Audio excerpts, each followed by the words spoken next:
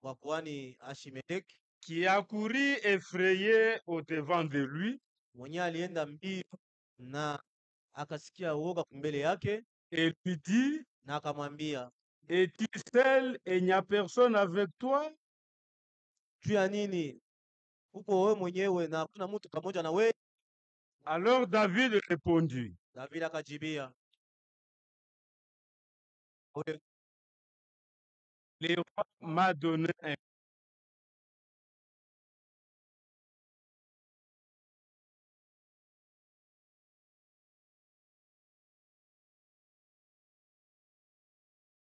mwi maneno yenyewe mimi nakutumia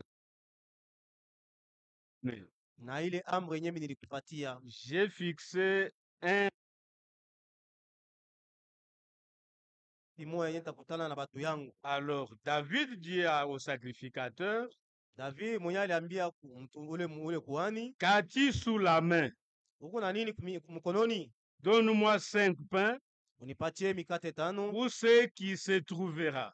na kile kile kitakuwako. Le sacrificateur répondit à David, Ule sacrificateur akamujibia David, je n'ai pas de pain ordinaire sous la main, sina na mukate wa zoezi kumikono yangu, mais il y a du pain sacré, consacré. lakini kuko mukate yenye bashatowea. Si du moins tes gens se sont abstenus de femmes.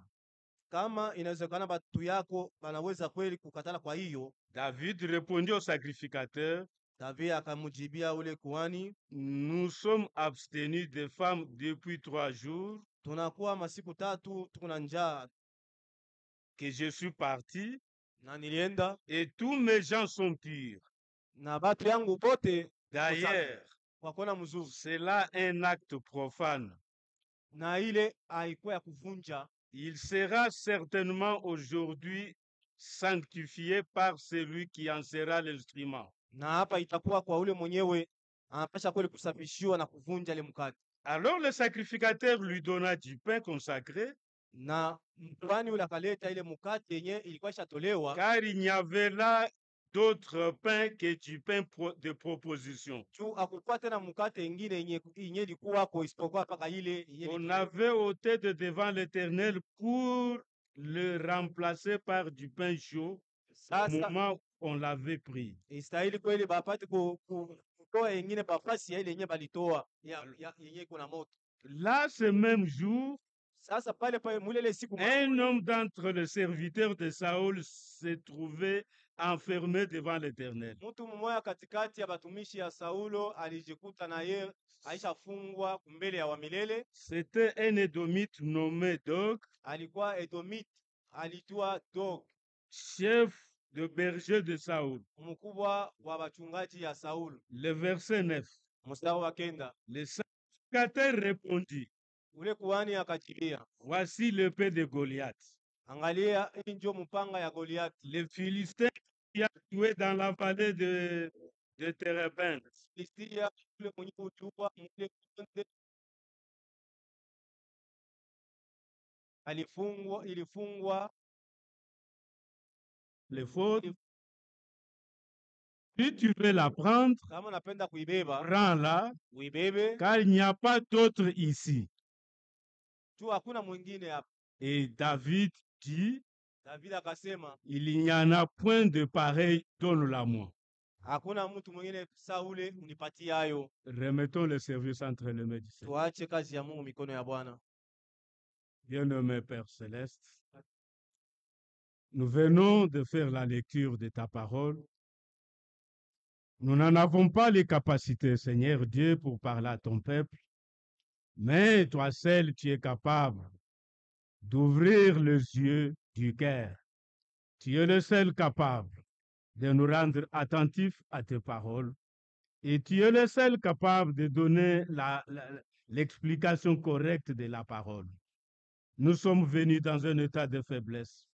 Nous avons beaucoup de manquements, mais toi qui nous connais bien, tu nous parles pour nous montrer ce qu'est ta volonté. Nous remettons ce service divin entre tes mains, que tu prennes le devant et que tu parles à ton peuple, en nous rendant meilleurs, en nous rendant pires. Nous ne voulons pas, Seigneur, écouter et devenir pires, nous voulons écouter et devenir meilleurs pour honorer et glorifier ton nom. Merci pour ta grâce, merci pour ta miséricorde. Nous nous abandonnons tous entre tes mains et nous remettons notre frère par qui tu vas nous parler ce soir entre tes mains. Que du haut des cieux, toi qui connais les besoins de chacun de nous, tu puisses parler en nous rendant tous attentifs à ta parole. Gloire et honneur te soit du Seigneur, au nom puissant et glorieux de notre Seigneur et Sauveur Jésus-Christ.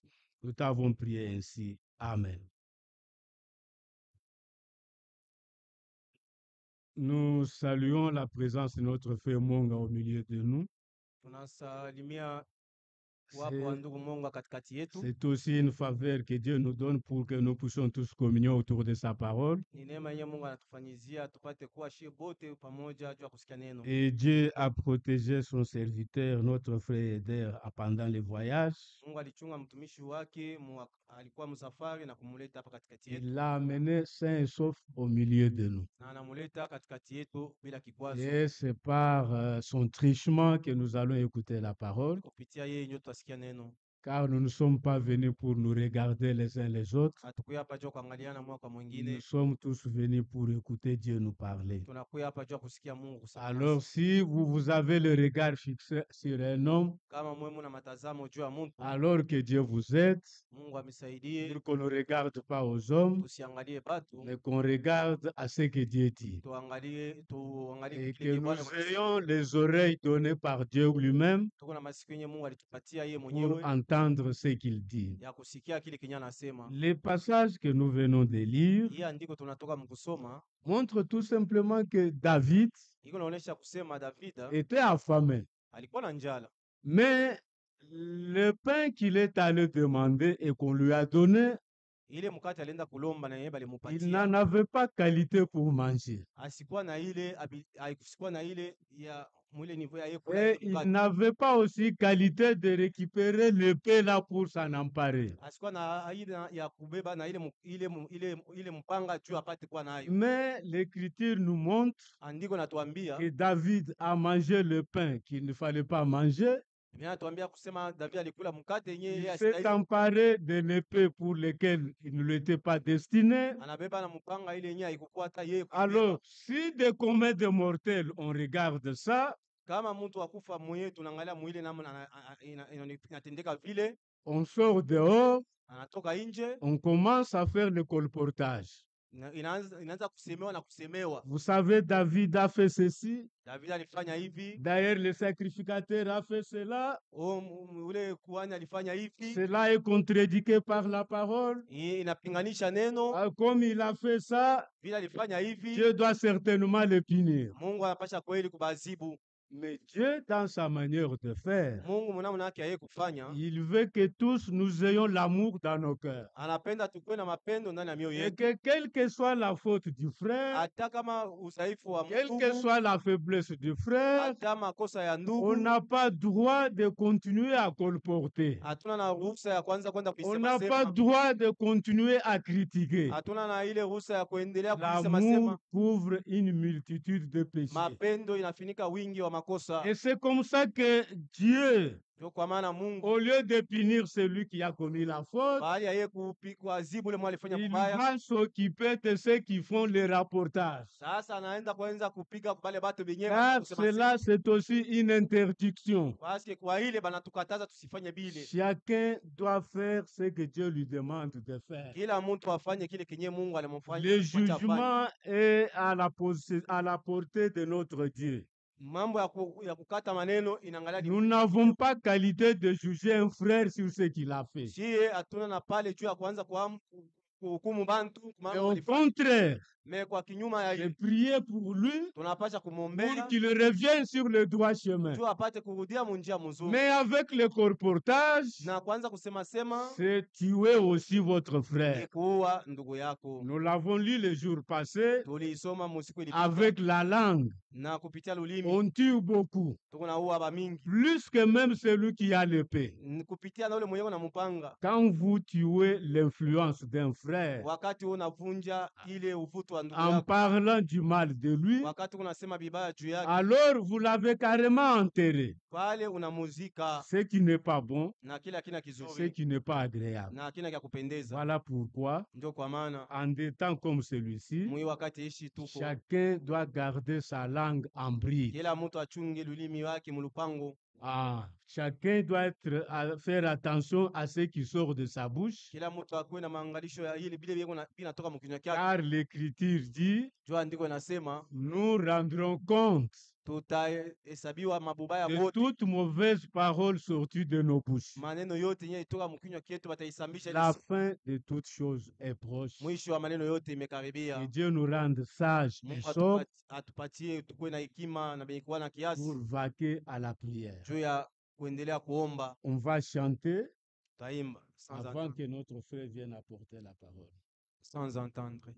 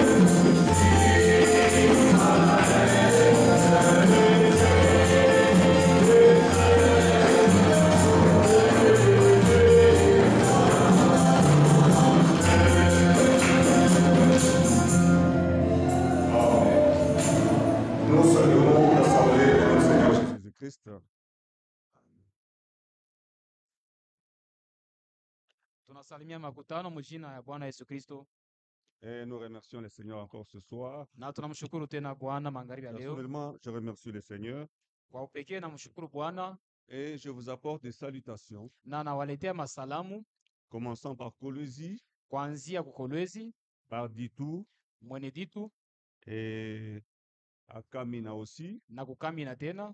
Les saints vous ont salué au nom de Seigneur Jésus-Christ. Watakatifu wanamsalimia mjina Bwana Yesu Kristo. Le frère Katé, le frère Papi Ndugu Kate na ndugu Papi et le frère Isaac Kebengi de l'Angleterre aussi. na ndugu Isaac Tebengi wa Angleterre Ils vous ont salué particulièrement au nom du Seigneur Jésus-Christ. nabo banamisalimia kwa upekee Comme le frère l'a dit déjà dans l'introduction, vile ndugu alisema mukingilio. Dieu rassemble son peuple maintenant Mungu ako nakusanisha taifa yake sasa hivi avec un but ultime, na kifukuzio kya yulu kabisa, qu'ils écoutent sa parole basikie neno lake et qu'ils se préparent au retour du Seigneur Jésus-Christ. na bajitayarishe mkurudi kwa Bwana Yesu Kristo. C'est ça la plus grande attente qui est dans notre cœur. Ile njoo kungojea kubwa kwenye kwanda na mioyo yetu. Avec la parole d'introduction, Na neno ya kiingilio kwa mwanzo il a été question, je sais que l'Esprit nous a dit le mercredi, ni mambo inaangalia kenye roho ilisema mkazi tatu, des paroles d'exhortation maneno ya maonyo à l'Église du Seigneur. kanisa ya Bwana. Dieu ne parle pas à tout le monde. Mungu asemake na batu bote. Dieu parle à son peuple. Mungu anasema kwa taifa yake. Il a un peuple qu'il prépare Eko na taifa yenyewe unatayarisha et c'est ce peuple-là qu'il vient chercher. na ni bale batu tawa kutafuta. Et je crois ce soir que c'est toi et moi ce soir. Na nazani magharibi ya leo ni wewe na mie. Nous devons prendre à cœur, mes bien-aimés frères et sœurs, Tunapasha kuibeba kwa moyo wapendwa wa ndugu na badada que l'heure est vraiment avancée. ya kwamba saa ineshaenda kabisa. Tout montre que Jésus est à la porte. Yote kunaonesha kwamba Yesu yuko kumlango. Du côté terrestre, quand nous regardons dans le monde ce qui se passe, Mukitu ya dunia tukiangalia dunia vile mambo nafanika, prophétiquement parlant, tout montre que Jésus est à la porte. kusema hatua ya kinabii batu wote wanasema Yesu yuko kumlango. Prophétiquement parlant, maneno ya kinabii selon que Jésus l'a prédit, kufuatana vile Yesu alitangulia kuisema dans Matthieu 24, on n'aura pas le temps de le lire. Mathayo 24 hatuna na wakati kuisoma. Tout ce qu'il avait dit ce jour-là, Ile yote alisemaka mwile siku, qui devait être les signes montrant son retour, ile yenyewe pasha kwa maalama ya kuonesha kurudi kwake, les guerres, le bruit des guerres, mavita, makelele ya vita, mais spécialement aussi, na kwa kipekee tena quand nous allons dans Matthieu 24, tukienda Mathayo 24, nous lisons dans Matthieu 24, tunasoma hivi Mathayo 24. on peut commencer à partir du verset 29. Tunaweza kuanzia kwa mstari ya 29. Matthieu 24. Mathayo 24, Commençons à partir du verset 15. tuanzie kwa mstari ya 15. Donc prenons ce qui nous concerne. Hapana, tubebe ile natuangalia Verset 22. 22. Verset 24.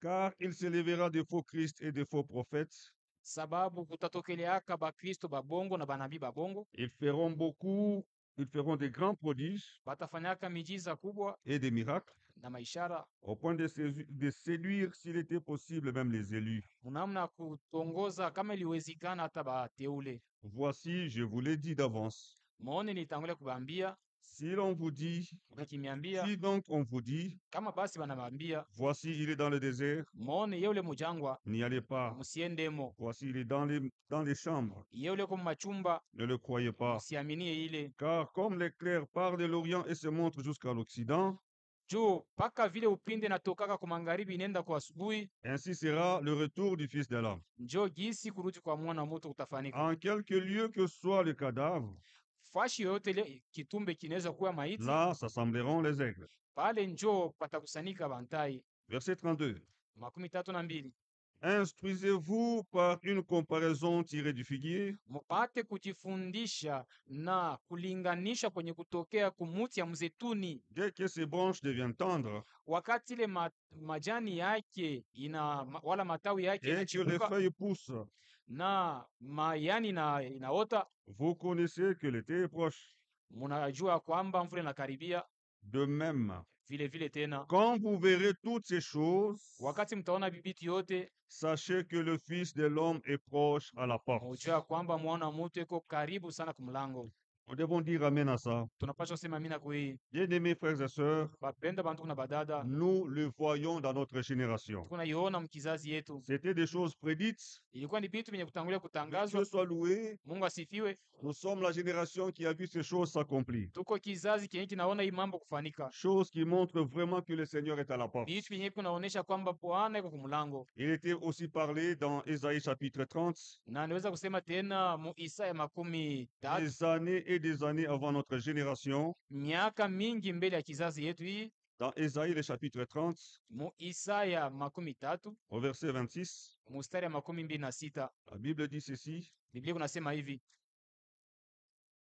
Ésaïe 30, verset 26. Isaya 13 mustari wa 26. La lumière de la lune sera comme la lumière du soleil, Kuangaza kwa jua kutafanana na kwa mwezi, et la lumière du soleil sera 7 fois plus grande, na mwangaza ya jua itakuwa mara 7 kusindia, comme la lumière de 7 jours, itakuwa saa nuru ya masiku 7, lorsque l'Éternel bandera la blessure de son peuple wakati ile Bwana atafunga kilonda cha taifa yake et qu'il guérira la plaie de ses coups. na atatunza kilonda cha mapigo yake. Israël a été ramené dans son pays. Israeli alirudishwa mu nchi Le yake. réchauffement climatique, qui est un signe global et visible par tout le monde, Hii kifukutu cha dunia kenye kuwa alama ya batu bote, vu par le monde entier. batu bote dunia mzima wanaona, Ceux qui suivent les informations, bali bako nafuata mahabari. je pense qu'ils ont vu ce qui se passe en Grèce. Nadhani banaona mambo yanafanyika mu Greece, Le feu qui brûle partout où ça passe. moto kunachoma fashi yote kunapitia, Conséquence de l'échauffement climatique. na matukio ni kusema ni kifukutu. Bien-aimés frères et sœurs, Bapenda bantu na il badada, n'est pas seulement question de ça. haina mambo paka ile En Asie, il y a des inondations partout. kwazia kuko mai kuna inaua batu kule, Ce sont des choses criantes ni bitu vyenye biko nalalamika, qui doivent réveiller chaque élu de Dieu. yenye binapasha kuamsha kila mteule wa Mungu. Parce que le Seigneur a dit, quand vous verrez ces choses arriver, Bwana alisema wakati mtaona mambo hivi kufika, redressez-vous, mupate kuinuka, levez vos têtes, munyanyue vichwa yenu, car votre délivrance approche. juu ukombovu wenu Nous ne nakaribia. voulons pas être distraits par ce qui se passe dans le monde. Hatupende kulengama na mambo yanafanyika mdunia. Jésus revient. Yesu yuko narudia, Et tous ceux qui sont prévus dans le programme de l'enlèvement, na pale bote benye kupangiwa mu matengenezo ya ils kunyanyuliwa, prennent à cœur tout ce que Dieu donne comme recommandation dans notre temps. eko nabiba kwa muhimu, kwa moyo maadibisho yote Mungu analeta juu ya wakati yetu hii. On va revenir à ce qu'on nous a lu au commencement, Tutarudia kwa ile maandiko ya ou kumwanzo plutôt à la pensée des paroles d'exhortation, au mwile wazo ya maneno ya maonyo, mais nous prenons toujours dans Matthieu 24 lakini paka Mathayo 24 tunabeba un autre signe visible seulement aux yeux des élus. alama ingine inaonekana paka kumacha bateule. D'abord, il est dit au verset 11, Kwanza banasema kwa mstari wa 11, plusieurs faux prophètes se leveront banabii babongo ba mingi batatokelea et ils séduiront beaucoup de gens. na batatongoza batu mingi, Et parce que l'iniquité se sera accrue, na vile juu zambi itakuwa mingi, l'amour du plus grand nombre se refroidira. mapendo ya batu mingi itapola. Que ton amour et mon amour aillent croissant. Mapendo yako na yangu ipate kwenda mbele. L'amour du monde se refroidira, Mapendo ya dunia itafifia, du plus grand nombre se refroidira, ya batu mingi itafifia, mais dans le cœur de l'élu, lakini ndani ya moyo wa mteule l'amour de Dieu, mapendo ya Mungu, l'amour de sa parole, mapendo ya neno lake, l'amour du prochain mapendo ya jirani doit aller croissant. inapasha kwenda na kukomala. Que Dieu nous l'accorde. Kwa tupatie vile. Verset 13. 13 mstari Mais yake. celui qui persévérera jusqu'à la fin Lakini mwenye atadumu mpaka na kumwisho sera sauvé. ataokolewa. Verset 14. Mstari wa 14. Cette bonne nouvelle du royaume Hii habari njema ya ufalme sera prêchée dans le monde entier itahubiriwa duniani mzima pour servir de témoignage juu ya kutoa ushuhuda à toutes les nations. kwa mataifa yote. Alors viendra la fin. Pale pale njoo mwisho itafika. Nous n'attendons pas la fin du monde. Shia tuchunge mwisho ya dunia. Nous attendons la fin du temps de la grâce. Shia tunachunga mwisho ya wakati ya neema. Et bientôt, ça touche à sa fin. Na masiku kidogo hapa inafika kumwisho. C'est un grand signe aussi qui nous est donné ici. Nayo ni alama kubwa wanatupatia hapa. La parole Neno révélée iliyofunuliwa kufunuliwa devait aller ilipasha kwenda jusqu'aux extrémités de la mpaka na terre. kumipaka ya dunia. Regardez mes frères, Oneni banduku, le prophète promis est venu, nabii mwenye kuaitiwa il alikuja, a fait son travail, alifanya yake il kazi, a restauré la parole, alirudisha neno, il est rentré à la maison. anarudia kunyumba. C'était prévu par Dieu. Ilikuwa yenye kupangiwa na Mungu Les vile, pourvoirs de notre ministère, na alitayarisha kazi ingine ya je kitumishi vais prendre le même message, ili kusubeba ujumbe moya moya l'établir dans la Bible yenye kutiliwa mu Biblia et le classer bibliquement. na kuipanga kufuatana na Notre Biblia. frère Franck est venu, Ndugu yetu Frank il a alikuya, fait son travail alifanya yake et kazi, il est parti. kisha anaenda. Les hommes de Dieu sont passés, Watumishi wa Mungu walipita, mais la parole de Dieu est avec lakini nous. neno ya Mungu iko nasi. Et Dieu avait dit à Branham, Mungu alionyesha Abraham le 11 juin 1933, le 11 juin comme 1933 Jean-Baptiste a été envoyé jinsi Yohana Mbatizaji comme alitumiwa précurseur de ma première venue, kama mtangulizi wa kuja kwa le kwanza. message qui t'a été Hii donné ujumbe ilikupewa, sera le précurseur hiyo de itatangulia ma seconde venue. kurudi kwangu kwa pili. Branham n'a pas vécu jusqu'au retour du Seigneur. Branham kuishi mpaka na wakati ya kurudi kwa Bwana. Malheureusement aussi, Franck n'a pas vécu jusqu'au retour du Seigneur. Waole tena na Frank naye kuishi kufikia na kurudi wakati Mais ya la kurudi kwa parole Bwana. de Dieu, Lakini elle, neno ya Mungu yo conduira chaque élu itaongoza kila mteule à atteindre le but cha kufikia shabaha que Dieu s'est assigné avec son ile peuple. Mungu alijipangia na taifa Et yake, Dieu lui-même prend soin na Mungu mwenyewe que unangaikia cette parole-là hii neno hii continue son voyage jusqu'aux extrémités de la terre. iendelee kusafiri mpaka kumipaka ya dunia. Aujourd'hui, nous l'avons. Leo hii Nous tunayo, croyons une chose. tunaamini kitu moja, Celui qui a la parole de Dieu kwa na neno ya Mungu a Dieu lui-même. eko na Mungu mwenyewe, Et en lui, na ndani yake, en cet homme-là, ndani ya ule mutu Dieu va achever kwa ce atamaliza qu'il s'est assigné de faire. kenye kile alibeba mipango ya Parce kufanya. que regardez ce qui est bien avec la parole de Dieu. Muone kenye kwa kizuri na neno ya Mungu. Ésaïe 55 que nous connaissons Isaya bien. 55 tunajua mzuri. Ésaïe 55. Isaya Ce qu'il 55 nous faut, frère, kenye kinalazimisha kwetu, c'est nous détacher des noms des hommes de Dieu, kile kinatupashwa ni kia kuachana kutengana na majina ya batu, mais de nous attacher à la parole qu'ils nous ont amenée. lakini kuambatana na neno yenye batu balituletea. Parce qu'il est dit ceci, Jua anasema hivi, dans Ésaïe 55. Isaya Écoutez 55, bien. msikie mzuri. Ici, Dieu ne parle d'aucun envoyé. Hapa Mungu aseme njuu ya mtumishi hata moya, Il ne parle pas d'aucun envoyé. ule banatuma hata moya, Il ne parle d'aucun serviteur, wala mtumishi hata moya, mais il parle directement de sa parole. lakini kunasemezea mara moja njuu ya neno Alors, lake. malheur à celui qui s'attache à un envoyé. Basi ole kwa ule eko na ambatana Malheur na à celui banatuma, qui s'attache à un serviteur. wala ule anaambatana na mtumishi. Heureux celui qui s'attache à la parole de Dieu. Heri ule anaambatana na neno ya Mungu. Dieu dit ceci, Mungu anasema hivi, dans Ésaïe 55. Isaya 55, Comme la pluie sa vile mvula et la neige na theluji descendent des cieux vinashukaka et kumbingu n'y retournent pas na biruti yake sans avoir arrosé, bila kumimia fécondé la terre na kuleta mboleo et fait kudongo germer les plantes, na kufanya mamimea ipate sans avoir kuchipuka donné de la kuota, semence au semeur bila kuleta mbegu kwa mpandaji et du pain à celui qui mange. na kuleta mkate kwa mwenye Ce kula. sont des réalités visibles, Hii ni mambo ya kweli kunaonekana attachées à la pluie naturelle. yenye kuambatana kumvua ya Et Dieu prend maumbile. ces réalités-là, Kweli mambo ya kweli il les compare à sa parole. anaifananisha na neno lake. Frère, Banduku, la parole de Dieu, neno ya Mungu dans le cœur qui croit, ndani ya moyo yenye kuamini elle agit. iko natenda. Avant de lire, continuer là-bas, Mbele ya kuendelesha je kusoma, prendrai 1 Thessalonicien, mimi nitabeba Tesalonika wa kwanza chapitre 2. sura ya pili. Dieu nous dit ceci, Mungu anasema hivi par la bouche de Paul, kupitia kinywa cha que Paulo, Dieu le fasse avec chacun de nous. kwa ifanya na kila mmoja wetu. 1 Thessaloniciens, Tesalonika wa kwanza chapitre 2, verset 13. sura ya pili mstari ya 13. C'est pourquoi Ndio kwa maana nous rendons continuellement grâce à Dieu tunashukuru Mungu kila de wakati. ce qu'en recevant, Munamna kusema mkupokea, recevons dans notre cœur chaque parole de Dieu. tupokee ndani ya mioyo yetu En neno ya Mungu. recevant la parole de Dieu Mkupokea neno ya Mungu que nous vous avons annoncée. ile tuliwatangazia Beaucoup de serviteurs, watumishi mingi, mais une seule parole de lakini Dieu neno moja ya Mungu que nous vous avons fait entendre. ile Vous tulimsikilizisha, l'avez reçue, mulipokea ile non neno, comme la parole des hommes, hana sa neno ya batu, mais ainsi qu'elle l'est véritablement, lakini mpaka jinsi iko comme la parole de Dieu kweli neno ya Mungu qui agit yenye kutenda en vous qui ndani croyez. yenu benye kuamini.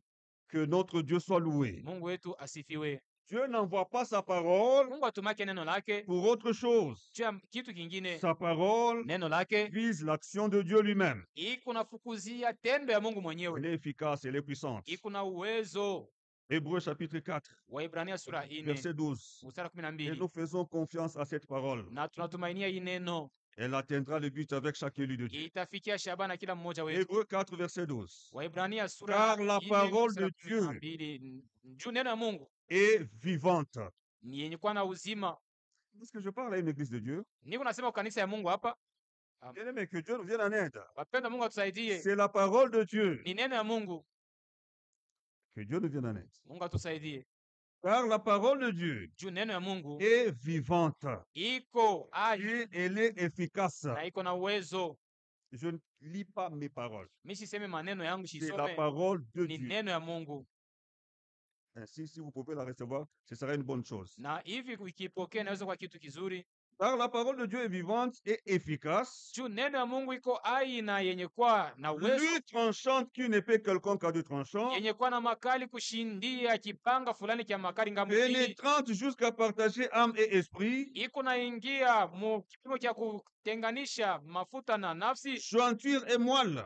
kiungo na mafuta. Cette parole, elle juge même les sentiments et les pensées du cœur. Hii neno iko na hukumu hata mawazo na mania ya mioyo. Cette parole-là, Hii neno hii, ou cette parole que nous hii avons, neno yetu unayo. Dieu en parle dans Isaïe 55 où nous Mungu étions. kuna isemezea juu ya Isaya 55 Je reprends le verset 10. na semulula mstari 10. Comme la pluie, Vile mvula il y a une comparaison, kuko kulinganisha et la neige na theluji descendent des cieux iko na shuka et tokea n'y mbingu retourne pas, na biruti yake sans avoir arrosé, bila kutimiza, fécondé la terre bila kumimia kulobanisha et udongo fait germer les plantes, na kufanya mamimea ipate sans kuota, avoir donné de la semence au bila semeur kuleta mbegu kwa mpandaji et du pain à celui qui mange.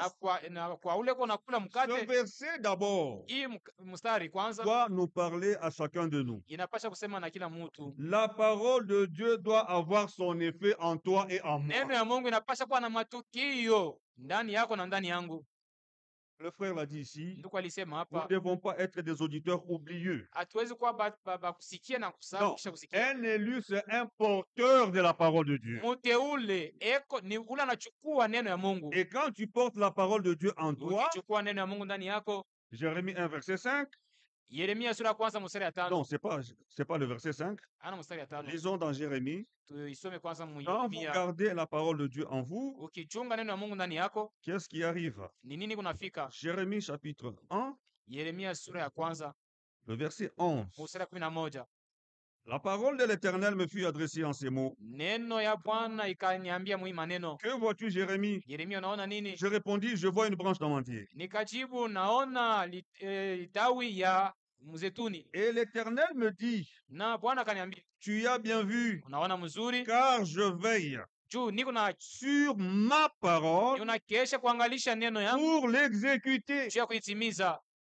Il ne veille pas sur un serviteur, Akesha yule il ne mtumishi veille pas sur un enfant de Dieu, wala yule mwana wa il Mungu, veille sur la parole qu'il porte en eux. eko na kesha yule ya neno ile baba anabeba ndani yako. Quand tu portes la parole de Dieu en toi, Chukua neno ya Mungu ndani tu yako, mets Dieu dans l'obligation de l'accomplir en toi. unamweka Mungu mu masharti ya kuitimiza yule yako. Que Dieu nous donne d'expérimenter les changements chaque fois que nous écoutons sa Mungu parole. atupatie neema ya kupata mabadiliko kila wakati tunasikia neno la Quand Mungu. Dieu envoie une parole de guérison, Wakati Mungu anatuma neno ya matunzo, elle guérira. itatunza. Quand il envoie une parole de salut, Akileta neno ya wokovu, cette parole sauvera. ile neno itaokoa. Une parole de sanctification, Neno ya utakaso elle sanctifiera. inatakasa. Une parole de consolation, Neno ya elle faraja consolera. itafariji. Dans la parole de Dieu, Mu neno ya Mungu il y a l'action de Dieu. muko tendo ya Mungu. Alors, revenons dans Isaïe 55, Sasa turudie mu Isaya 55 le verset 11. mstari 11. Ainsi en est-il de ma parole Jo muina muna neno yangu qui iko sort de ma bouche. ni kutoka mkino yangu. Elle ne retourne point à moi sans effet, Hairudiaje kwangu bila kutenda, sans avoir exécuté ma volonté bila kutimiza mapenzi yangu et accompli mes desseins. na kutimiza mipango yangu. Que notre Dieu soit loué. Mungu wetu Et asifiwe. c'est différent de la parole de l'homme. Inachana na neno ya mutu. La parole de l'homme exprime seulement une volonté Neno ya mutu kunaonesha tu mapendo, qui peut ou ne pas s'accomplir. wala mapenzi inaweza kufanika. Parce que pour nous les humains, juu shebatu tout est lié aux circonstances. yote biko na lingamana na mambo inaweza kufika. C'est Ecclésiaste qui le dit, Ni mhubiri ndio anaisema. Salomon qui dit dans Ecclésiaste chapitre 9, Mhubiri sura ya 9 maandiko nasema, Regardez la différence entre Dieu et nous. muone achanisho kati ya Mungu na sheye. Ecclésiaste, Mhubiri chapitre 9. sura ya C'est pourquoi 9. il faut jamais se confier dans les paroles des hommes. Njo pale haipashe kutumainia maneno ya batu, Confiez-vous seulement en Dieu lui-même. mutumanie Mungu mwenyewe. Nous sommes dans Ecclésiaste, Tuko mkitabu cha Mhubiri,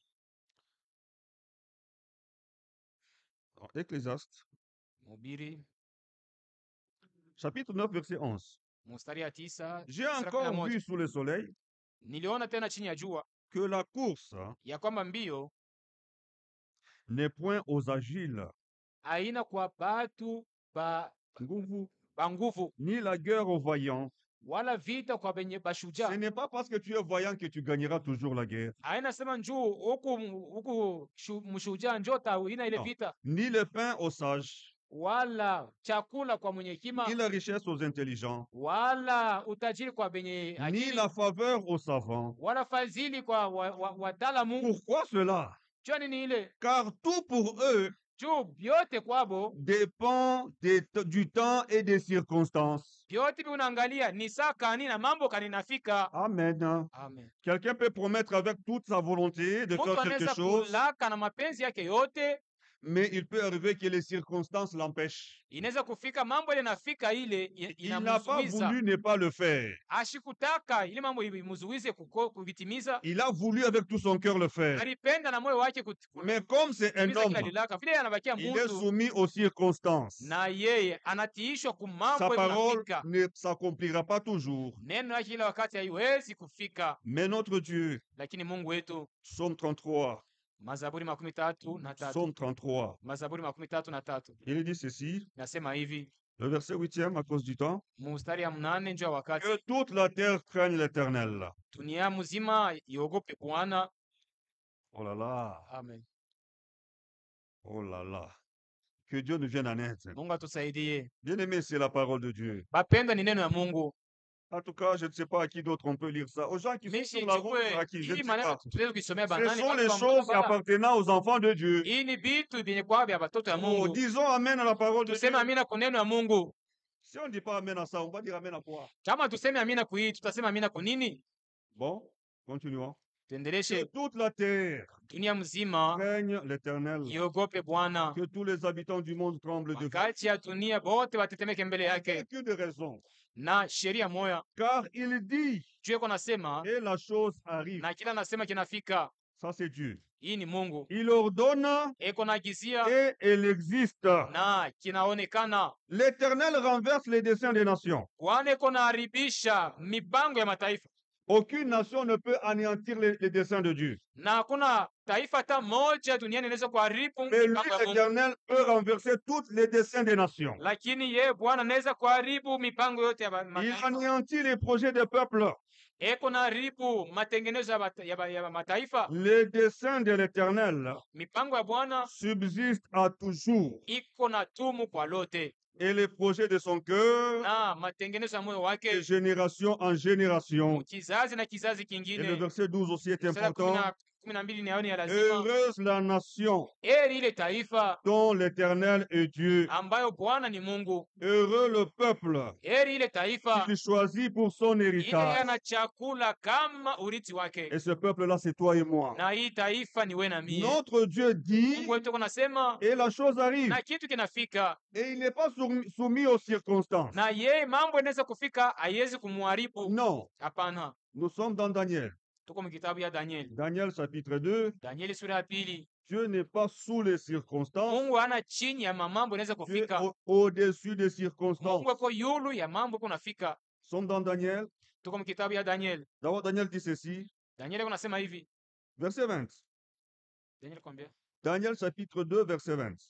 Danieli sura ya 2 mstari 12. Daniel prit la parole et dit, Danieli akachukua neno mkusema, loué soit le nom de Dieu, jina ya Mungu lisifiwe d'éternité en éternité. milele na milele. À lui appartiennent Kwake kuwe la sagesse hekima et la force. na nguvu. La force appartient à Dieu. Nguvu iko kwake Mungu. Verset 21. 21. C'est lui Ni yeye qui change eko nabadilisha les temps mawakati et les circonstances. na mamambo yale kunafika. Amen. Alléluia. Amen. Lui, Dieu n'est pas soumis aux circonstances. Ye Mungu atiishwe kuma mambo kunafika, Mais Dieu les change. lakini ye Mungu kunaibadilisha. Amen. Est-ce que vous l'avez compris? Nadhani munaelewa, Est-ce que vous l'avez compris, mes frères? munaishikia mzuri banduku. Les circonstances, ce sont les réalités que nous traversons. Mambo kunafika ni vitu, mambo ile tunapitia C'est ça les circonstances. njo mambo La ile Bible nous kunafika. informe que Dieu, lui, les change. Biblia yeye inatuonesha kwamba Mungu yeye anaigeuzaka Ton problème ce soir, si tu as compris mambo ceci, yako magharibi ya leo. Kama unashikia hii, Dieu peut changer ton problème. Mungu anaweza kuigeuza mambo yako, inaibadilisha. Amen. Ce n'est pas de l'histoire, c'est la parole de Dieu, mes Hii frères. haina hadisi, ni neno ya Mungu bantu yangu. Si tu es malade, Kama uko mgonjwa, Dieu peut changer cela. Mungu anaweza kuibadilisha ile Et tu sors magonjwa guéri. na unatoka hapo mwenye kutunziwa. Tu es Amen. entré lié Uliingia mwenye par un kufungwa péché. na dhambi C'est fulani, une ni circonstance. mambo yanafika, Mais Dieu peut la changer. Mungu anaweza kuibadilisha. Tu sors Amen. délivré. Unatoka mwenye kufunguliwa Et tu loues le nom de na l'Éternel. unasifu jina ya Bwana. Amen. Les gens disent Dieu est maître des temps et des circonstances. Watu wanasemaka Mungu ni Bwana wa manyakati na majira. C'est bien. Ni mzuri, Mais le mot que la Bible a utilisé est très important. lakini ile neno Biblia Il inatumia n'est ni ya pas lazima. seulement le maître, Hana paka Bwana, mais il change lakini eko nabadilisha, les temps et les circonstances. eko nabadilisha mawakati na mamambo eko nafika. Que Dieu là le fasse pour toi et moi ce Huyu soir. Mungu aifanye hivi njuu yako na njuu yangu magharibi ya J'ai un leo. problème, Amen. j'ai un problème. Huku na mambo na mimi kuna mambo, Mais nous sommes Amen. venus devant un Dieu lakini tulikaribia mbele ya Mungu qui ule peut changer ces unaweza problèmes. kubadilisha ile, kuigeuza ile mambo, kuishanje.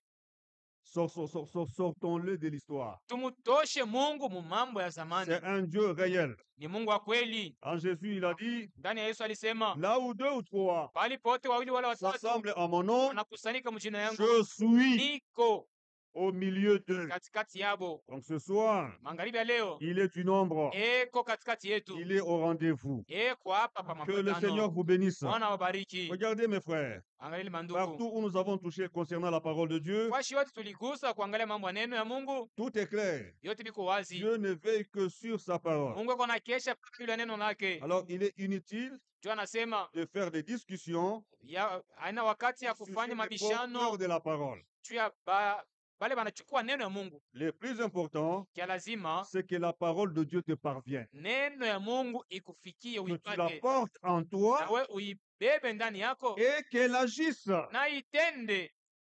Nous avons dit au commencement Mwanzo tulisema que le but le plus primordial pour un élu, kifukuzio kia yulu sana njuu ya mteule c'est Jean 14. ni Yohana 14. Jean le chapitre 14. Yohana 14.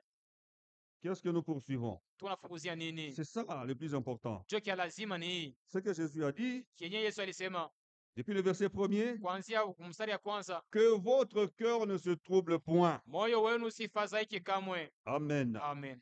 Croyez en Dieu Mwaminie Mungu et croyez en moi. na munyaminie pia. Il y a plusieurs demeures Kuko makao mengi dans la maison de mon Père. nyumba baba yangu. Si cela n'était pas, Kama bikukuwa hivi, je vous l'aurais dit. ningemiambia Je vais vous préparer une place. naenda kubatayarishia makao, Lorsque je m'en serai allé kisha mie kwenda, et que je vous aurai préparé une place, kisha kutayarisha fwashi, je reviendrai tarutia et je vous prendrai avec moi, na ntawachukua pamoja nami, afin que là où je suis, ili pale niko vous y soyez aussi. muwepo pia. Après avoir prononcé cette promesse, Kisha kuleta imalako, il est monté à Golgotha, alipanda kugolgota, il a payé le prix, alilipa pei, il a sauvé son église épouse, aliokoa kanisa bi harusi, il est rentré au ciel, kisha anarudia kumbingu, il a envoyé son esprit le jour de la alituma roho Pentecôte yake siku ya Pentekote pour que cet esprit-là juu ya ile roho prépare ceux qui devaient être enlevés. itayarishe benye banapasha kunyanyuliwa. Les lieux qu'il a préparés au ciel Ile mafasha anatayarisha kumbingu et pour le peuple qu'il a préparé sur la terre. ni ya bale batu yalitayarisha pa dunia. Et pour leur préparation, Na nje matayarisho yabo, l'Esprit étant venu, roho kisha kuya,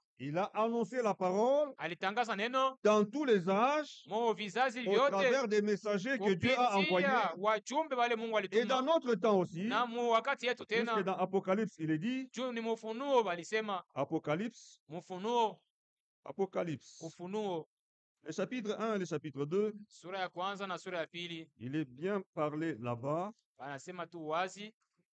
Apocalypse, Ufunuo chapitre 2, sura ya pili le verset 1er déjà. mustari ya kwanza kule. Regardez comment ça commence. Écrit à l'ange de l'église d'Éphèse. Muone vile kunaanza, andikia malaika wa kanisa ya Efeso. À la fin, ça c'est au début de la lettre. Hii ni kumwanzo ya À la barua. fin de la lettre, Kumwisho ya barua, le verset 7, mustari ya 7, il n'est pas dit que celui qui a des oreilles écoute ce que l'ange dit. Non. abaseme mwenye kuwa na masikio asikie kinye malaika anasema. Que celui qui a des oreilles Mwenye kuwa na masikio entende ce que l'Esprit dit aux églises. asikie kenye roho eko naambia makanisa.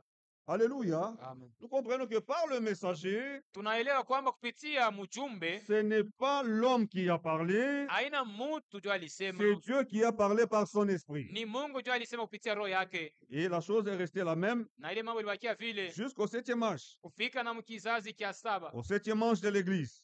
kia kanisa. Nous sommes dans Apocalypse chapitre Tuko 3, Ufunuo sura ya 3 au verset 14. mstari wa 14, Écrit à l'ange de l'église de Laodicée. andikia malaika wa kanisa la Laodikia. Ça, c'est notre âge. Hii ni kizazi yetu. À la fin de la lettre aussi, Na kumwisho wa barua tena il est dit d'abord au verset 21, mstari wa 21 anasema, celui qui vaincra, mwenye atashinda je le ferai asseoir avec moi sur mon trône.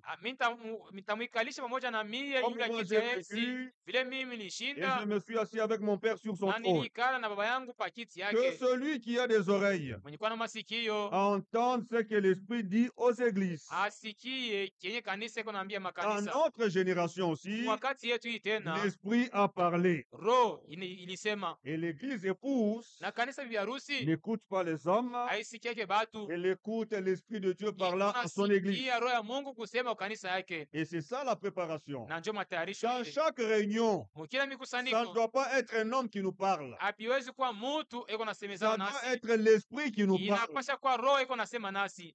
Mais comment saura-t-on si c'est l'Esprit qui nous parle? Tutajua je ya kwamba hapa ni roho ndio eko nasema na she? Jean chapitre 16. Yohana 16, Jean chapitre 16. Yohana 16, Le Seigneur a dit ceci Bwana alisema hivi au verset 13. mstari 13, Quand le consolateur sera venu, wakati ile mufariji atakuja, l'Esprit de vérité, roho ya ukweli. cet Esprit, il est consolateur. Huyu roho ni mufariji, C'est pourquoi, étant en toi, qu'il te console.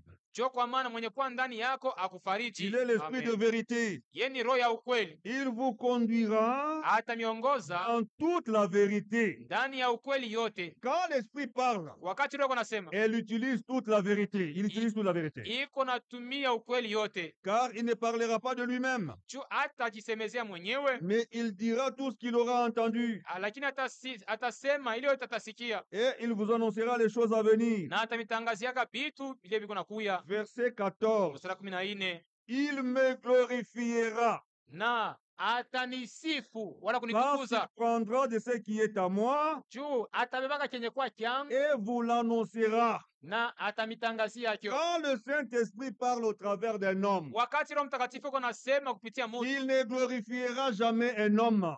atasifu wala kutukuza Il mutu kamwe, glorifiera seulement le Seigneur Jésus-Christ. atamtukuza paka Bwana Yesu Kristo. Quand une prédication commence, Wakati mahubiri inaanza, à la fin, on voit Franck, kumwisho unaona mbao Frank à la fin, on voit Branham. au kumwisho unamwona Branham, Là, l'Esprit n'a pas parlé. pale roho ikusema. Quand l'Esprit parle, Wakati roho inasema, on voit Christ. namwona Kristo. Amen.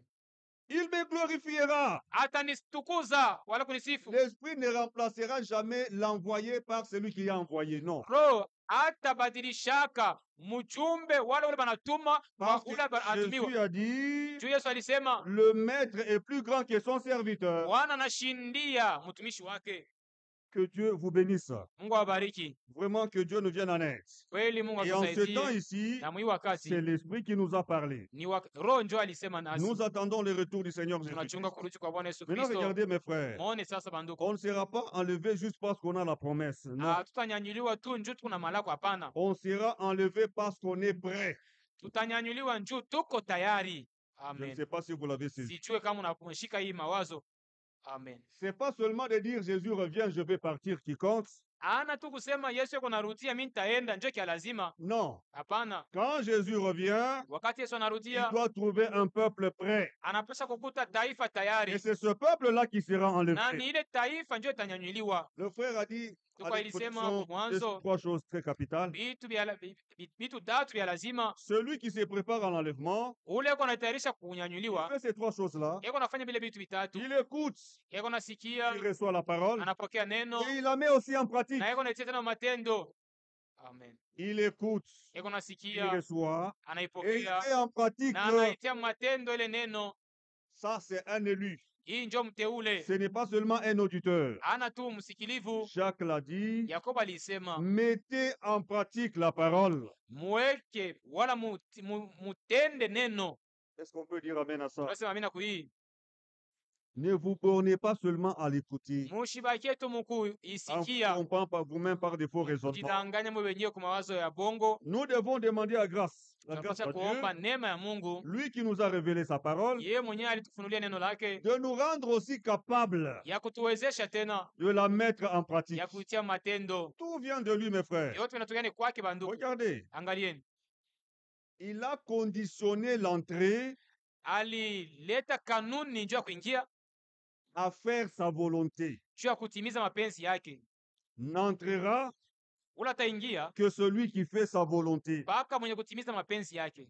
Hein, c'est pas moi, c'est la parole de Dieu. Haina mie, ni neno ya Mungu. Matthieu chapitre 7, Matayo sura ya 7 verset 21. mstari wa 11.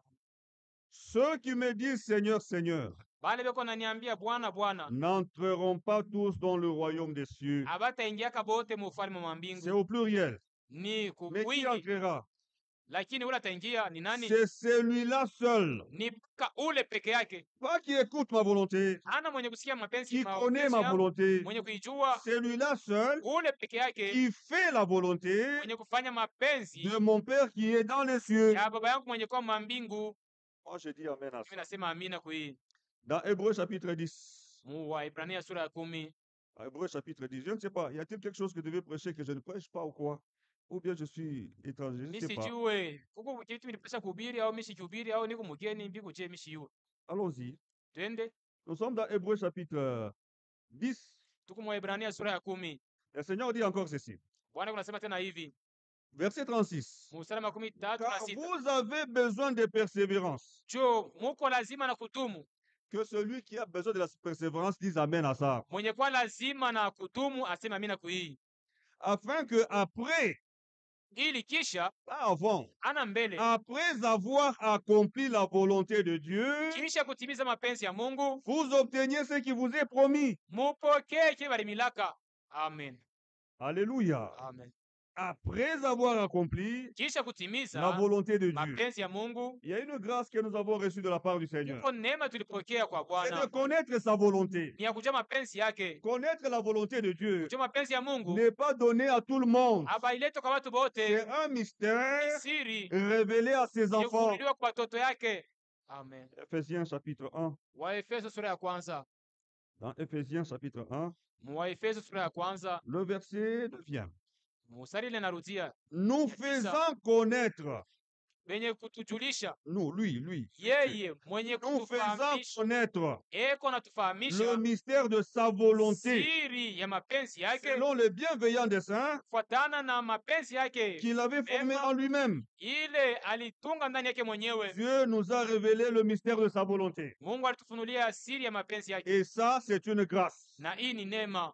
Comme de lui nous recevons grâce sur grâce, Vile kwake tunapokea neema yule ingine, demandons-lui encore, tumuombe tena, Seigneur, fais-moi encore Bwana grâce, unijalie tena neema, non seulement de connaître ta hana ya volonté, kujua tu mapenzi yako, mais de faire ta lakini volonté. ya kufanya mapenzi yako. Amen. Tu m'as fait grâce de la connaître. Ulinifanya neema niijue, Fais-moi encore grâce unifanye neema tena de la faire. ya kuitimiza, Et Dieu le fera. na Mungu ataifanya. Isaïe dit, Isaya anasema, Éternel, tu nous donnes la paix. Bwana kunatupatia salama Car tout ce que nous faisons, juu ile c'est tunafanya, toi qui l'accomplis pour nous. wewe ndio unaitimiza juu yetu. Nous Amen. devons le désirer. Tunapasha Ça kuitamani, doit être le kuitajia, désir de ton cœur inapasha kuwa hitaji ya moyo wako de faire la volonté de ya Dieu. kutimiza wala kufanya mapenzi ya Mungu. Nous avons suivi dernièrement dans une Masika des Mkongo transmissions tulifuata pa mahubiri bwana narudisha l'Esprit nous dire roho unasema concernant la nourriture, kuangalia chakula. c'est pas seulement, on ne doit pas seulement pas dire que, comme Jésus a dit dans Matthieu chapitre 4, Hatuwezi kusema mpaka vile Yesu alisema Mathayo sura 4, l'homme ne vivra pas de pain seulement, mtu ataishi kwa mkate tu, mais de toute parole qui sort de la lakini bouche kwa de kila Dieu. neno linatoka mkinywa Donc wa la Mungu. parole de Dieu, c'est une nourriture pour Ndio notre âme. kusema neno ya Mungu ni chakula njoo ya Mais nafsi il y a yetu. une autre nourriture Kuko chakula ingine que Jésus a dit à ses disciples ile Yesu aliambia wanafunzi dans yake Jean chapitre 4. mu Yohana sura 4, J'ai à manger une nourriture napasha kula chakula que vous ne connaissez pas. ile mwa mjue. Et cette nourriture-là, Na ile chakula il a dit, alisema c'est faire la volonté de celui qui m'a ni envoyé. ya kufanya mapenzi ya yule alinituma.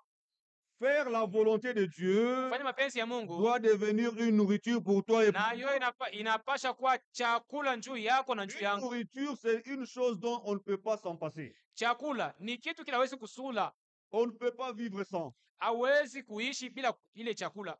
Ça doit nous arriver aussi avec la volonté de Dieu. Inapasha kutufanikia hivi na Ne neno ya vivons Mungu. pas sans la volonté de Dieu. Tusiishi bila mapenzi ya Mungu. Chaque jour de notre vie, Kila siku ya maisha yetu faire la volonté de Dieu, ni mapenzi ya que Mungu, cela soit notre nourriture Amen. aussi. ile iwe chakula yetu tena.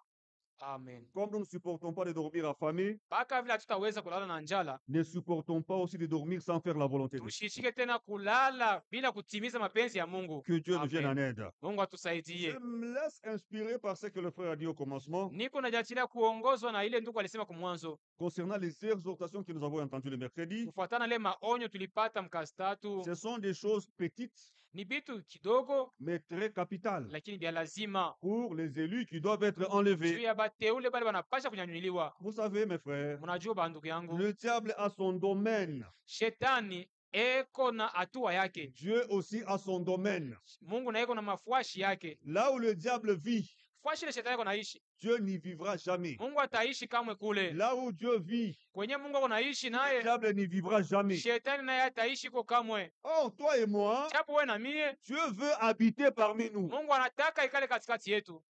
Il en est comme nous. Jo vile pamoja na she, Si tu veux habiter quelque part, ukitaka kuikala fashi fulani, tu ne vas pas supporter que cet endroit soit sale. hautechike ile fashi kwa buchafu. Il y en a pour déménager dans une maison, Kuku bengine njia ya kuhama munyumba il fulani, doit faire beaucoup de travaux, atafanyisha makazi ya mingi faire beaucoup de changements, na kubadilisha vitu ya pour mingi, qu'il se sente bien là où il va juu vivre. adishike muzuri musare fashi ataishi. Dieu aussi Mungu na ye veut nettoyer eko nasafisha l'endroit où il veut vivre. fashi ile anataka kuishi. Amen.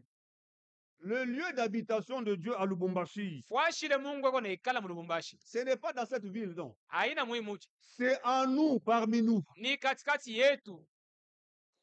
Non, vous devez le savoir. Munapaswa kuijua. Nous sommes dans 1 Corinthiens chapitre 6, Tuko mu Wakorinto sura 6, ou c'est Wakorinto 2 wa kwanza, Corinthiens plutôt. Wakorinto wa pili 2 nadhani, Corinthiens chapitre 6. Wakorinto wa pili sura 6 Il est dit ceci. banasema hivi, Verset 16. mstari 16, Car quel rapport y a-t-il entre les temples de Dieu et les idoles? juu ni mapatano gani kati ya hekalu ya Mungu na masanamu? Ah, nous avons entendu même dans la prédication de mercredi. Tuifuata hata mu mahubiri mkazi. La maison de Dieu, ce n'est pas ça. Nyumba ya Mungu haina hii La chumba. maison de Dieu, c'est toi et moi. Nyumba ya Mungu ni wewe na mie.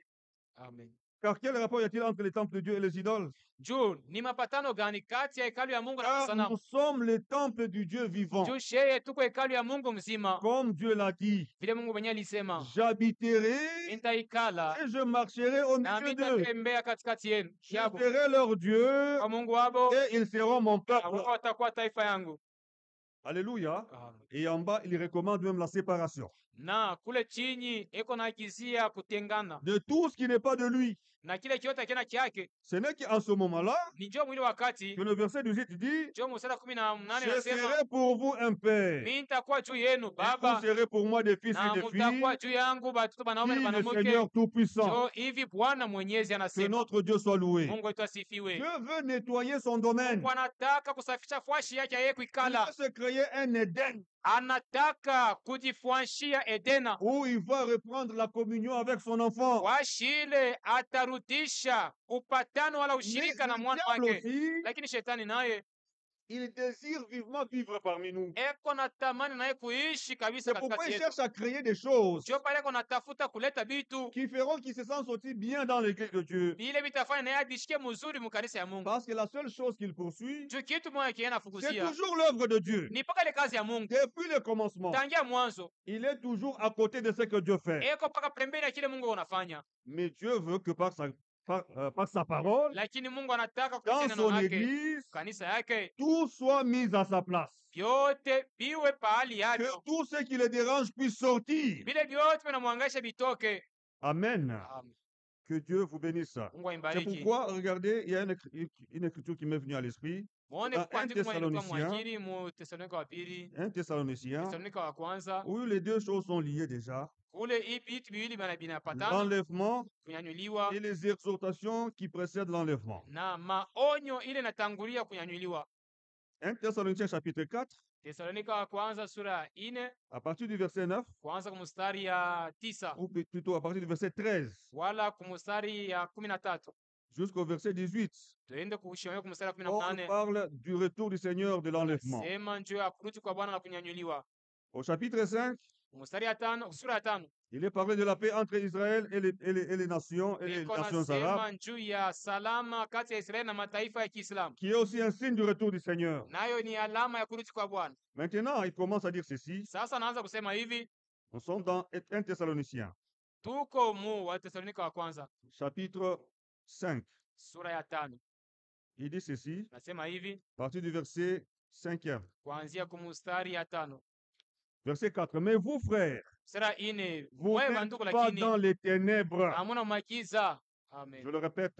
Mimi naisemulula Mais tena, vous, frères, lakini mwe vous banduku, n'êtes pas dans les ténèbres. amen, hamuna makiza. Celui que Dieu sauve, il ne vit plus dans les ténèbres. Ule Mungu anaokoa ishi tena makiza, Sa vie s'est maisha passée yake iko naendelea kunuru, pour que ce jour vous surprenne comme un voleur. ili hii siku ipate kumishutusha saa mwizi. Vous êtes tous Mwe bote muko des enfants de la lumière batoto ba nuru et des enfants du jour. na batoto ba mchana. Nous ne sommes point de la nuit, Mwe hatuna tena ba usiku ni des ténèbres. wala ba makiza, Ne dormons donc point comme les autres, basi tusilale saa bengine, mais veillons lakini et tukeshe soyons sobres. na tuwe na kiasi. Que Dieu nous donne de la sobriété, Mungu atupatie kiasi, l'équilibre dans les choses de Dieu. sawanisho mubitu ya Mungu. Ça, c'est très important, mes frères. Hii ni ya lazima sana bandugu yangu. Verset 7.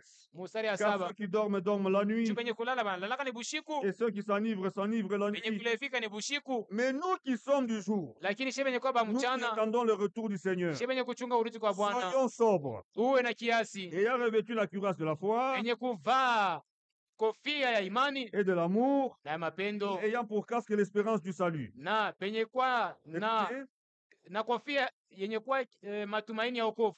car Dieu ne nous a pas destinés à la colère. Juu Mungu akutayarishia kasirani, Moi, ça me console. ile ni fariji, Mais à amen, l'acquisition du salut lakini mukupata kwa wokovu par notre Seigneur Jésus-Christ. kupitia Bwana wetu Yesu Kristo. Alléluia. Amen. Oui, mes frères. Ndiyo bandugu yangu, Et avec ça, na hii nous prenons Éphésiens chapitre 4. tuambie wa Efeso sura 4, Que Dieu purifie son Église lui-même. Mungu apate kutakasa kanisa yake mwenyewe. Éphésiens chapitre 4. Wa Efeso sura 4, Ici, il y a beaucoup d'exhortations. hapa kuko maonyo mingi, Le verset 17e. kuanza mstari ya Voici 17. donc ce que je dis Muone hii niko nasema et ce que je déclare dans le na hii Seigneur. natangaza katika Bwana, C'est que ni kusema vous ne devez plus marcher comme les païens hamwezi kutembea saa batu ya mataifa, qui amen, marchent selon la vanité de leurs penye pensées. kutembea kufatana ubatili ya mawazo yabo, Ils ont l'intelligence obscurcie. eko na akili yenye kufifia na Ils sont magiza, étrangers à la vie de Dieu ni wageni kuma uzima ya Mungu, à cause de l'ignorance qui est en eux juu ya ile kukosa kujua et à ilikuwa cause ndani de yabo, l'endurcissement de leur cœur. na juu ya kukazwa kwa mioyo yabo Verset migumu. 20. Mstari wa Mais 12, vous, lakini mweye ce n'est pas ainsi que vous avez appris Christ. ana njoo hivi mulijifunza Kristo, Si du moins vous l'avez entendu, kama mshakumsikia, et si conformément à la vérité qui est en Jésus, na kama kufatana na ukweli yenye kwa ndani ya Yesu, c'est en lui que vous avez instruit à vous dépouiller, ni ndani yake ndio mlifundishwa namna kujivua, eu égard à votre vie passée, mkufuatana na maisha yenu ya zamani, du vieil homme ya ule mtu wa qui se zamani corrompt par les mwenye convoitises kuharibika, trompeuses. ule kona haribika kupitia matamaa ya uongo. Que Dieu nous fasse grâce. Mungu atujalie neema. qu'il y ait une vie d'avant Golgotha kuwe maisha ile litangulia ya mbele ya Golgotha et ifike, une vie après Golgotha. na maisha ingine ya kisha Une Golgotha. vie que nous avons menée sans Christ, Ile maisha tuliishi bila Kristo différente de celle que nous menons aujourd'hui avec yenye Christ. kuachana na hii tunaishi pamoja na Kristo. Oh, je ne Amen. sais pas si vous avez saisi ça. Sijue kama unafuata hii. Bien-aimé, Wapendwa, dans la vie d'un enfant de Dieu, mu maisha ya mtoto wa il Mungu y aura toujours un autrefois mutakuwa mpaka zamani et un maintenant. na sasa hivi. Amen. Et ce n'est pas la même chose. Na abina pia pamoja. Si depuis que tu as reçu Jésus, Kama tangia ulimpokea Yesu, ta vie d'avant est toujours la même chose qu'aujourd'hui, maisha ile ya zamani njoo ile ingaliki na leo, cours à Golgotha. kimbilia ku Golgotha. Un changement doit s'opérer. Mabadiliko yanapasha fanika. Amen. Quand Dieu dit, je vous donnerai un cœur de chair, Wakati Mungu anasema tawapatia moyo ya mnofu, j'ôterai de votre corps tatosha ndani ya le mili cœur de yenu pierre, moyo et je ya vous mawe, donnerai na un tawapatia cœur de chair. moyo ya mnofu. Il y a un changement Kuko mabadiliko que Paul exprime ile Paulo anaonesha dans 2 Corinthiens 5. Wakorinto wa pili sura ya Si 5. quelqu'un est en Christ, Kama mtu fulani yuko ndani ya il Kristo, est une nouvelle création. iko kiumbe kipya. Amen. Qu'est-ce qui se passe? Ni nini? Les choses anciennes Fanika vitu ya zamani sont passées. inesha pita. Voici, Amen. Mone sasa, voici, mone toutes sasa, choses sont devenues nouvelles. vitu vyote vinakuwa vipya. Et l'homme de Dieu Amen. dit, Na mtumishi wa Mungu et anasema, cela na ne hii vient pas de vous, haitokee kwenu, c'est un don de Dieu. ni zawadi ya Mungu. Amen. Quand Dieu donne, il donne. Amen. Wakati Mungu analeta, anesha kuleta. Que Amen. Dieu nous fasse grâce. Kwa tujalie neema. Maintenant, Na sasa hivi ça doit être différent d'autrefois. inapasha kuachana na zamani, Qu'un dépouillement soit fait. kufuliwa kufanike. Les deux choses, nous en avons besoin. Hivi vitu mbili tuko navyo lazima. Que Dieu nous dépouille du vieil homme. Mungu atuvue na mtu wa zamani, Que lui-même, Dieu nous revête de l'homme nouveau. ye Mungu mwenyewe atufike na mtu mupya. C'est ça que Paul dit ici. Je Paulo anasema Nous sommes au verset... c'est dans Éphésiens, nous sommes. Éphésiens chapitre 4, Waefeso sura 4 verset 22.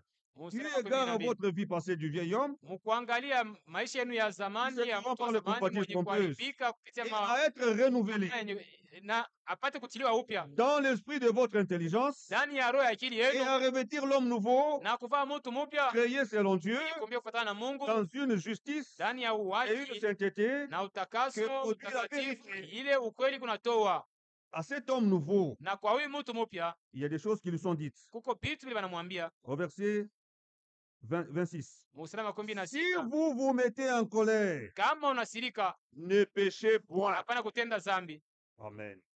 Que le soleil ne se couche pas sur votre colère Jua ishingie we mwenye bakia na kasirani yako, et ne donnez pas accès au diable. na hapana kupatia shetani Écoutez, kumfungulia mlango. que celui qui dérobait Mwenye alikuwa naibaka au passé zamani ne dérobe plus maintenant, ashindwe tena sasa hivi. Amen. mais plutôt qu'il travaille Lakini kwa kinyume en atumike faisant de ses mains ce qui est bien fanya na mikono yake yenye kuwa pour kizuri, avoir de quoi donner à celui qui est dans le besoin. pata kia kusaidia nake mwenye kuwa À mahitaji. cet homme nouveau, il est encore dit, Juu kwa huyu mtu mpya banasema tena, qu'il ne sorte de votre bouche usitoke mkinwa yenu aucune parole mauvaise. neno hata moja mbaya. C'est en ça qu'a consisté la prédication de mercredi. Hii ndio ilikuwa mahubiri ya mkazi tatu, Les dégâts que peut produire les paroles de nos bouches. ile mawaribifu inaweza kutokea kwa maneno ya kinwa yetu. Le Seigneur n'a pas promis seulement de nous baptiser du feu, du Bwana Saint-Esprit, kulaka tu kutubatiza kwa roho na mais moto, aussi de nous baptiser du feu. na aliata na kutubatiza kwa moto. Le feu du Saint-Esprit doit Moto consumer wa Roho notre langue Mtakatifu inapasha kuchoma ulimi yetu, au point que mnaona ya elle kusema doit être consacrée à l'œuvre de Dieu. inapasha kutolewa kazi ya Mungu. Oh, que Dieu nous vienne en aide pour ça. Tusaidie njia hii Bien-aimés, wapendwa. la langue est capable de beaucoup de choses. Ulimi kuna uwezo wa vitu mingi. Que Dieu nous donne la capacité de la mettre, de la dominer. Mungu atupatie uwezo ya kuitawala. Alléluia. Amen.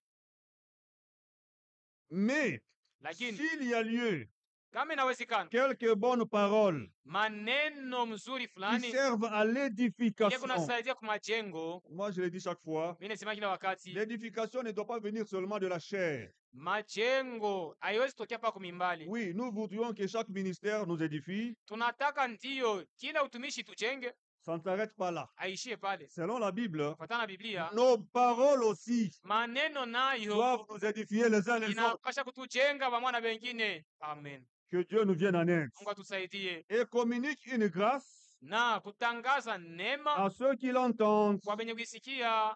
N'attristez pas le Saint-Esprit de Dieu Usihuzunishe Roho Mtakatifu ya Mungu, par lequel vous avez été scellés kupitia hayo pour mulichapa le jour muhuri de la rédemption. juu ya siku ya ukombozi. Ensuite vient maintenant ce que je poursuivais. Kisha ndio kunafuata ile tulikuwa nafukuzia, Que toute amertume, kila uchungu toute animosité, na kila unyama ce sont des petites choses ni tubitu tuloko tule qui font que Dieu ne se sente pas bien parmi son peuple. tunafanyaka ya kwa Mungu asijisikie mustare kati ya taifa yake, Mais qui font que le diable, lui, se sente bien parmi nous. lakini tunafanya shetani ajisikia mzuri Quand il y a kati du yetu. désordre parmi nous, Kama kunatokelea fujo le katikati diable yetu, se sent bien. shetani eko salama, Mais Dieu, lui, se pas. lakini ye Mungu hapana. Mais quand ces choses sortent, Lakini wakati vitu inatoka, Dieu se sent bien parmi son peuple. Mungu anajisikia mzuri kati ya taifa Que yake. toute amertume, Kila toute uchungu, animosité, kila unyama, toute colère, kila toute kasirani, clameur, kila hasira, toute calomnie kila masingiziano et toute espèce de méchanceté na kila aina ya ukali disparaissent du milieu de vous. vitoweke katikati yenu. Amen. Amen. Soyez bons Muwe wema et chaleureux na penye kuwa na les kivukutu uns envers les pamoja autres, juu ya bengine, compatissants, penye kushiriki, vous pardonnant penye réciproquement, kusameana pamoja na bengine comme Dieu vous a pardonné en Christ. kaka vile Mungu alimisamehe katika Kristo. Frères, Banduku, soyez toujours prêts à pardonner. muwe kila wakati tayari juu ya kusamehe. Que votre pardon Samaha yako ne soit pas à négocier pendant longtemps. isiwe ya kubembelesha wala kusamba sana njuu Non, non, usamehe. non. Hapana, Si c'était comme ça, kama ilikuwa vile Christ ne nous aurait pas pardonné. Kristo Il y a akuweza une comparaison kutusamehe. ici. Hein. Kuko kulinganisha hapa, Vous pardonnant réciproquement, Mungu nasameana pamoja na wengine comme sa Dieu vous a pardonné. vile Mungu alimisamehe Kristo. katika Kristo. Amen. Comment est-ce qu'il nous a pardonné pour Alitusamea je? Il y a une comparaison. Kuko 2 kulinganisha. Corinthiens chapitre 5. Wakorintho wa pili sura ya 5. 2 Corinthiens chapitre 5. Wakorintho wa pili sura ya 5 Verset 19. mstari wa 19. Car Dieu était en Christ, Juu Mungu alikuwa ndani ya Kristo, réconciliant le monde avec lui-même. iko napatanisha ulimwengu naye mwenyewe. Comment? Je, En n'imputant point aux hommes bila kuhesabilia leurs mabatu makosa offenses. yabo. Amen. Et il a mis en nous Na alitia ndani yetu la parole de la réconciliation. neno ya upatanisho. Dieu n'a pas dit je te pardonne mais je n'oublierai pas. Mungu Non. akusema mimi nakurumia lakini mimi sitasabwaka. Il Hapana. est le Dieu qui pardonne et qui oublie. Iko Mungu leko nasamehe na nasabwa. Amen. Je te pardonne mais on s'arrête à la salutation. Non. Mimi nakurumia lakini tubakie pa kuyambo sana. Comme M. Hapana. Branham disait, Ndugu wetu Branham alikuwa anasemaka si après une réconciliation, kama kisha kupatanishana la relation ne redevient pas ce qu'elle était au commencement, mapatano aina vile ilikuwa kumwanzo, là, il y a quelque chose de faux. pale kwa kitu mwake ya bongo. Dieu nous ayant pardonné, Mungu kisha il kutusamehe a tout mis de côté. alitia vyote pembeni. Amen. Frère, Bandu, Dieu ne t'a rien imputé. Mungu ashikubalurie kitu Toi hata aussi kimoya, n'impute rien. na wewe ushibalurie kitu hata kimoya mutu. C'est très Amen. grave. Ni yaole Si kabisa. tu le fais, Ukiifanya il ne te pardonnera pas. na yata kusamehe. On n'aura pas le temps de laisser Matthieu chapitre 6. Hatuna wakati wa kusoma ni Si Mathayo vous sura ne 6. pardonnez pas aux hommes leurs offenses, Kama murumie batu makosa yako, votre Père ne vous pardonnera pas baba non yenu plus na vos yata offenses. mirumia kwa makosa yenu.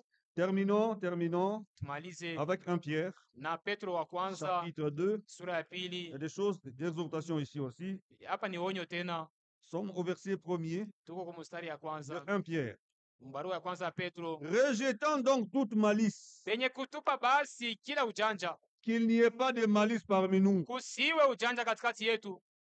et Amen. toute ruse. Na kila ukalamusi, Ce sont les gènes du diable. ili jo maisha ya shetani. Ah. Alléluia. Amen. La dissimulation, Na mambo ya chini chini, l'envie tamaa et toute médisance. na kusemakanya kote, Machimango. mashimango. Que Dieu enlève ça. Mungu atoshe vyote. Ici, il est dit rejetant. Hapa anasema penye kutupa, Que Dieu nous rende capable de les rejeter. Mungu atuwezeshe kuvitupa. Amen.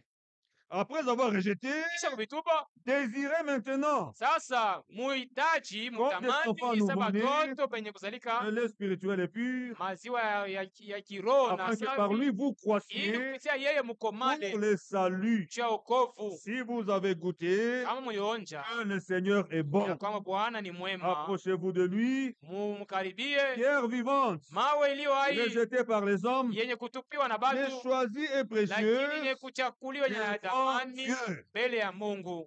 C'est de lui que nous nous sommes approchés ce soir. Ni kwake hiyo tunakaribia Nous magharibi ya allons leo. aller en prière. Tunataka kuomba Frère, Dieu ne fait pas que parler, Mungu asemake il tu, ne fait pas que corriger. anyoroshake paka. Il est le Dieu qui rend aussi capable. Yeye ni Mungu anawezesha tena, Il est le Dieu qui fortifie ni aussi. Mungu analeta tena nguvu. Tout dépend de ta disposition. Mambo ni hali Si yako. tu es docile Kama uko mtiifu et que tu le désires, na unahitaji ce soir, magharibi ya leo, tout est possible. yote nawezekana. Tu ne sortiras pas tel que tu es entré. Hautatoka vile Que uliingia. le Seigneur vous bénisse. Bwana amebariki.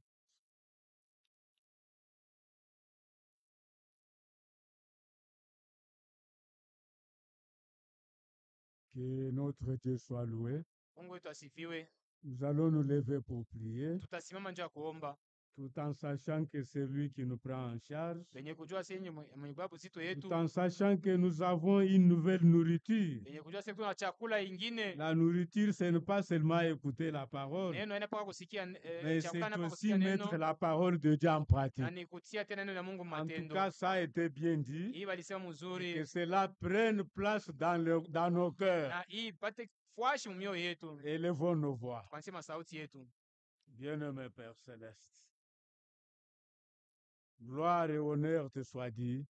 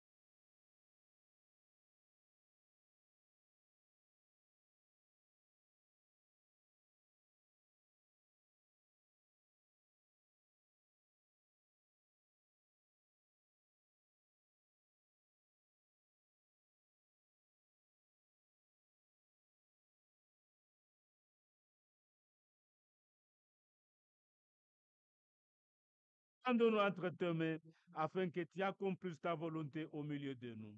Merci Seigneur pour tous tes bienfaits. Au nom glorieux de notre Seigneur et Sauveur Jésus-Christ. Nous demandons à Frère Monga de venir prier. Frère Monga.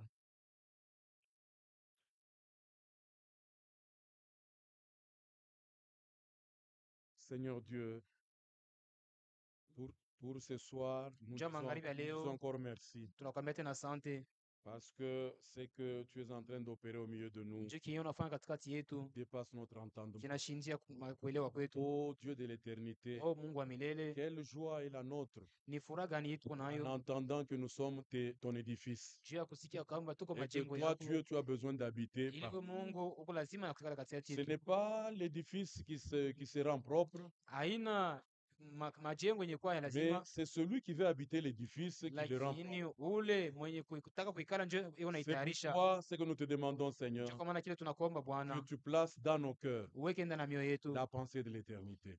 wazo ya milele. Que nous puissions, ô Dieu, O Mungu, tupate être prêts à kuwa écouter ta tayari parole, kusikia neno lako, la recevoir kuipokea et vouloir la mettre en na pratique. kutaka kuitia matendo. Seigneur, Bwana, que chaque parole que nous écoutons de kila ta neno parole tunasikia révélée uneno yako inafunuliwa puisse être, ô Dieu, une iwe o préoccupation pour Mungu notre cœur, mahangaiko juu ya mioyo yetu, afin que cette parole ili hii neno trouve son accomplissement en nous. ipate fuashi ndani yetu. Dieu, merci pour cette parole. Mungu, asante juu ya hii neno, Merci pour ton peuple ce soir. asante juu ya taifa yako magharibi ya leo, Merci pour les paroles asante de juu ya vérité neno qui sont infaillibles. ya ukweli ili Merci kuharibika. pour le don que tu as placé dans notre frère Asante Eder. juu ya hii zawadi uliweka ndani ya ndugu yetu Eder. Merci Seigneur Dieu pour le salut. Asante Bwana Mungu juu ya Merci pour Jésus-Christ. asante juu ya Yesu Kristo. Merci pour le ministère mandaté dans notre Asante génération. juu ya utumishi ile ulituma mu wakati yetu. Merci parce que toi-même tu t'es assigné